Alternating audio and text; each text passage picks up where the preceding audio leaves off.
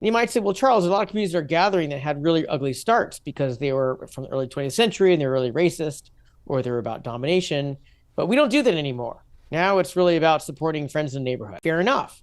That's a story. There's a story about how we originally were gathered to be exclusive, or we originally started to make sure that we would dominate another group by banding together and sharing resources. But since then, there's been a change. Now we are different. Now we're much more inclusive, or now we're much more generous. So that's a story. And when we're inviting people to participate and we want them to ever more invest, then having them understand how we started and what we became makes a big difference on informing them, do they want to be a part of it and how much? Is the idea here that the potential members, or once they become members, the members of a community somehow see themselves in the origin story, or a reflection of themselves, or a reflection of their values? Exactly right. That the origin story syncs with their own values. So I know you enough, Seth, that I know you don't want to participate in a podcasting group that says, we started because we wanted to get as many viewers as possible, make as much money as possible, and learn how we can surf the trends of interest on the internet. You don't want to be making hat videos because hat videos are trending. It's just like, that's just not who you are. You want to share ideas that you think are going to help people, or doing things that you think are helpful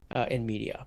So an origin story that talks about, hey, there's this guy named Charles and he started a podcast. He didn't have a lot of traction. So he started tracking trends on Google, making episodes on whatever trend was coming up. And now he's a big podcaster. Like, that's not going to interest you, even though it might technically be a podcasting community with podcasting lessons. In this case, that origin story would repel you until you found an origin story that resonated with your interest in creating media that's actually enriching people's lives, no matter what the trends were doing in the rest of the internet.